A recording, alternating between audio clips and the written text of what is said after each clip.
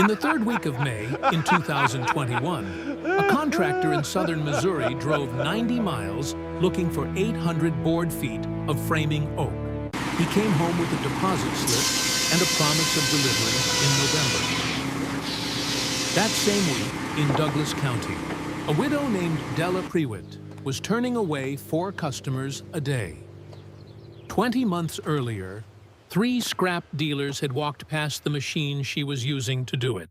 They stood in the weeds and looked at 4,000 pounds of rusted iron lying under a collapsed dairy barn, and every one of them decided it was not worth the winch cable it would take to drag it into the daylight. The auctioneer opened the bidding at $50. Nobody moved. Della raised her hand one time. She paid $75 in cash out of a folded envelope, and her brother-in-law laughed so hard he had to take his hat off to do it. 20 months later, that same brother-in-law sat in his truck outside her gate for a quarter of an hour before he could make himself walk up the driveway. So here is the question this story turns on. What is an obsolete machine actually worth? Not on the day it was built, on the day nobody else in 4 counties has one. But to understand how Della Prewitt got there, we have to go back to the fall of 2019. There is a rule in the hardwood country of southern Missouri. It is not written down anywhere, but every man in that county could have recited it. You buy your lumber. You do not make it. It had not always been that way. Before the Second World War, the Ozark Ridges carried a small circular sawmill every few miles, and a farm family bought nails and window glass and cut everything else within walking distance of the tree. Then the mills consolidated, and a stamped, kiln-dried 2x4 showed up at the lumber yard in Ava for less money than a man could make one for. It showed up every Tuesday, without fail, for 40 years. By the 1980s, the old circular mills were going to the scrap yard. They were dangerous, and they were slow, and county inspectors would not accept a board off one, because rough-sawn lumber carries no grade stamp. By 2019, there was not one working sawmill left in the county. The timber went out on log trucks. The lumber came back in on flatbeds. Nobody thought about it, any more than a man thinks about where his water comes from, right up until the day the well runs dry. Della Prewitt was 47 years old that fall, and she had been a widow for 19 months. Her husband, Emmett, had died in February of 2018. At 51, alone on the North Ridge with a chainsaw still idling beside him. The coroner said it was over before he hit the leaves. What Emmett left her was 90 acres, 62 of it standing timber on ground too steep to run a tractor across. He also left her a note at the bank in Ava. In 2016, he had borrowed against the place for a used skidder and a dozer, planning to log his own ridge in the winters. The balance was $31,200, and it came due in one payment, a balloon, on the first day of July, 2021. Della had kept the books at the feed store in Ava for 19 years. Selling the timber standing would bring near $18,000. Not enough, and it would strip the ridge for 40 years. But Della had one thing nobody in Douglas County knew about, because nobody had asked her a question about it since 1987. Her father, Loyal Fenn, had been a saw filer, not a sawyer.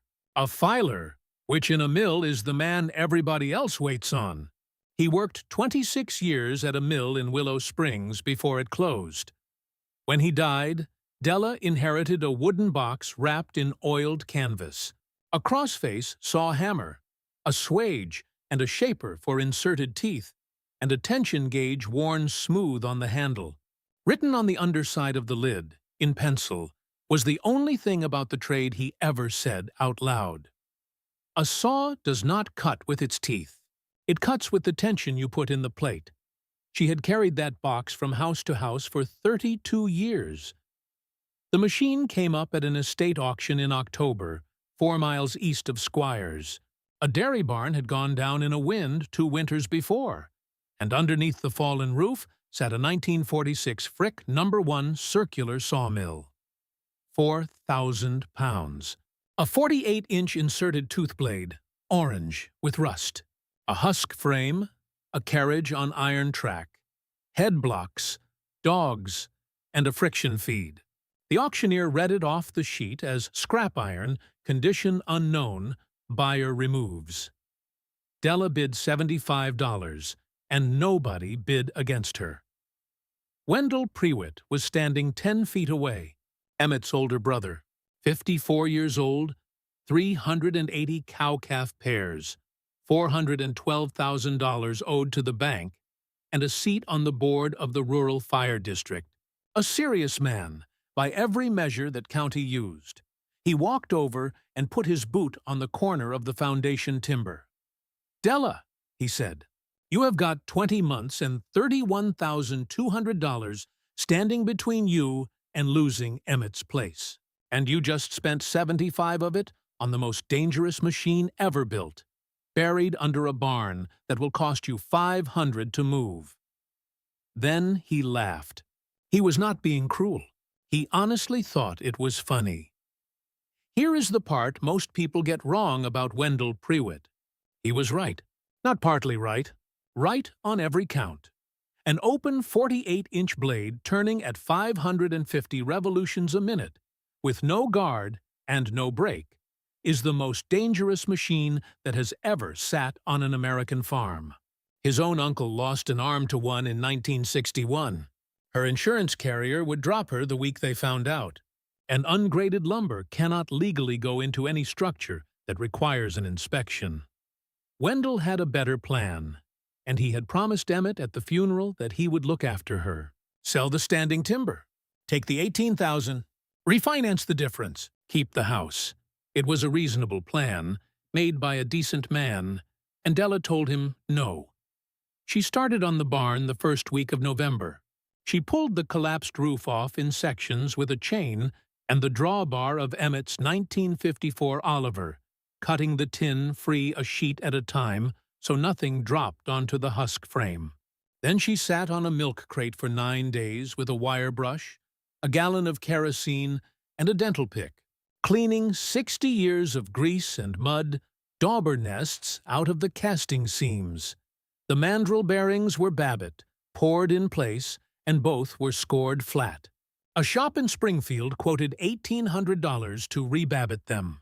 Della bought 2 bars of bearing-grade Babbitt for $38, dammed the journals with clay, warmed the housings with a torch and poured them herself, then scraped them in by hand, 4 nights running, until the shaft turned under her palm with a 2/1000th clearance. Then she set the lead. The saw has to lean away from the log by about 1/32 of an inch across the cut, or the sawn face drags on the plate, heats it, and cooks the tension right out of the steel. The blade carried 30 inserted teeth, and every bit and shank in it was worn past use.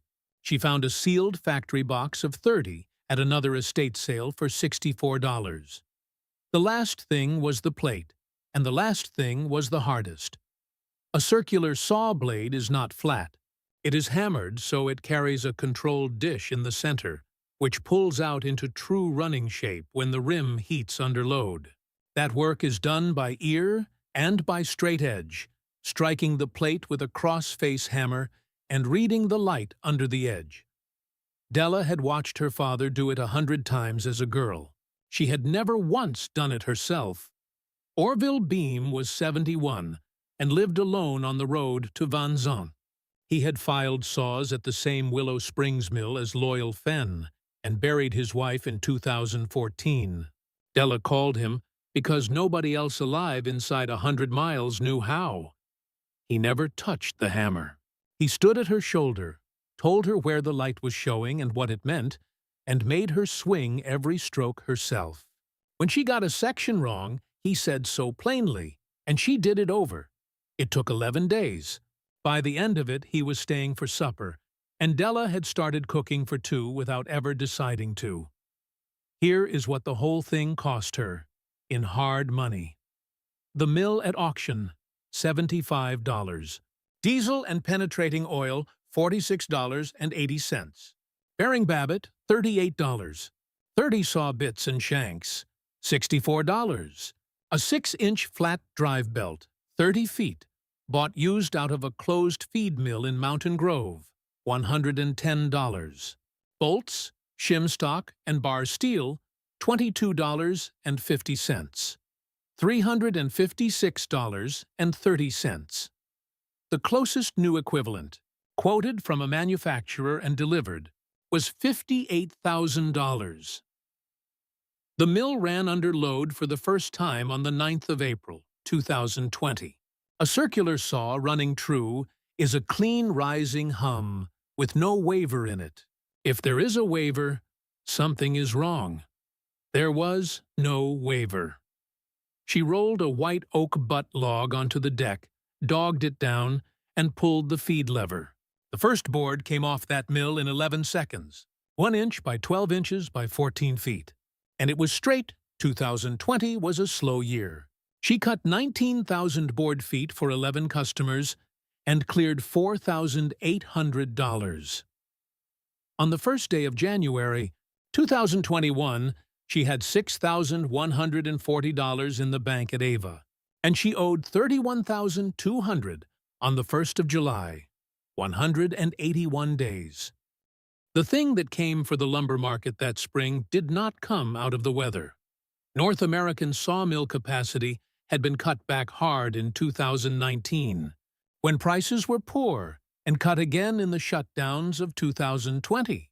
Then demand did the exact opposite of what every mill had planned for. The framing lumber composite price, which had run near $350 per 1,000 board feet for most of the previous decade, went above $1,500 by the second week of May. The yard in Ava stopped taking orders on the 18th of March. Not raised prices. Stopped taking orders. What was on the rack was what there was, and underneath the price, the thing that actually broke people was simpler than money. There was nothing to buy. A rancher with a lightning-struck hay barn. A man with a rotted bridge on his only road out. None of that work needs a grade stamp. All of it needs boards, and in 4 counties, there was one place left to get a board. Della's phone started ringing on the 22nd of March and did not stop.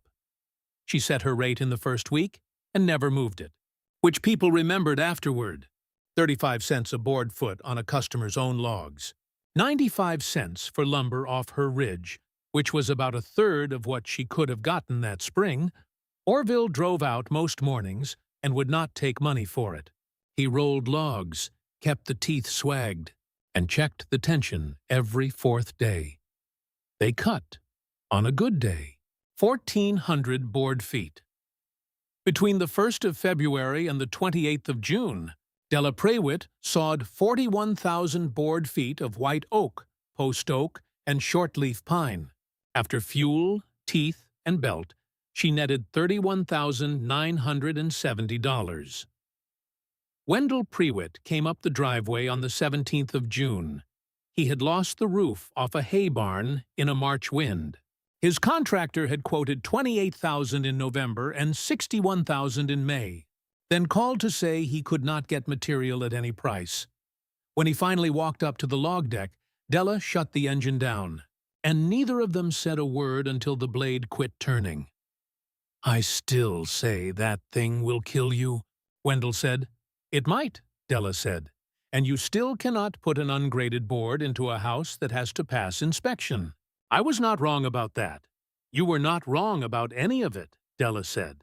"Every single thing you told me at that auction was true."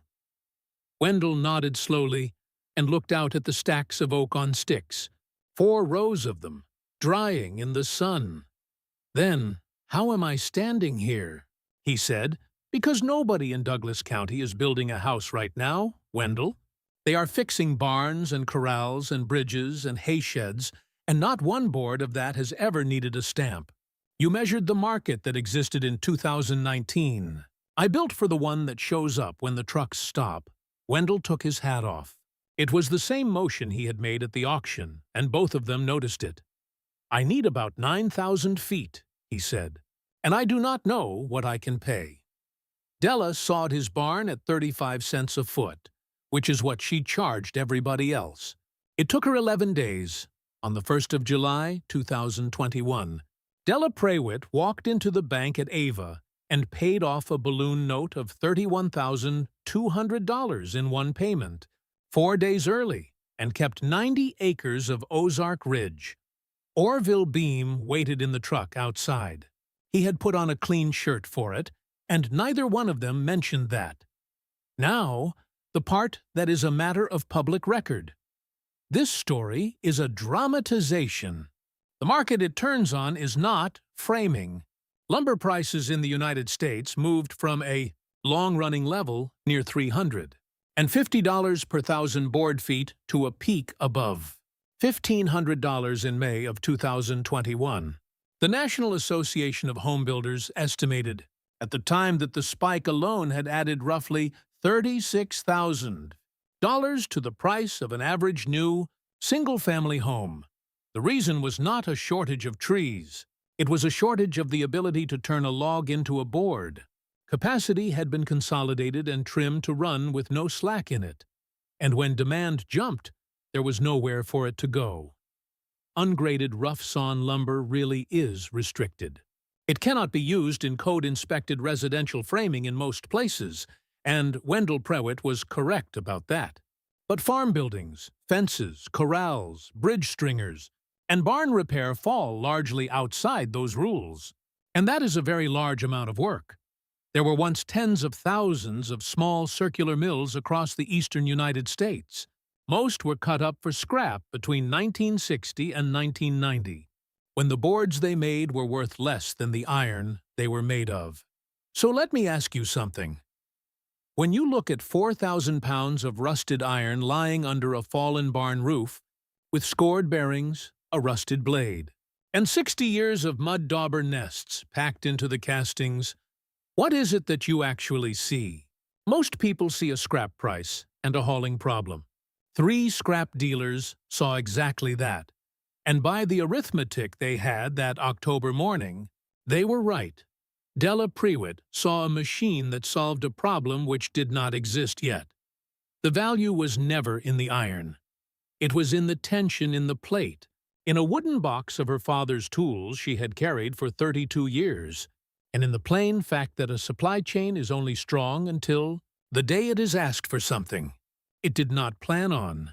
If this story reminded you that the most valuable thing on a place is often the thing everybody else wrote off, subscribe to the channel. We tell one of these every week, and leave a comment. What is the one machine your family cut up for scrap or sold off for nothing that you would give anything to have sitting in the barn today? I will see you in the next story.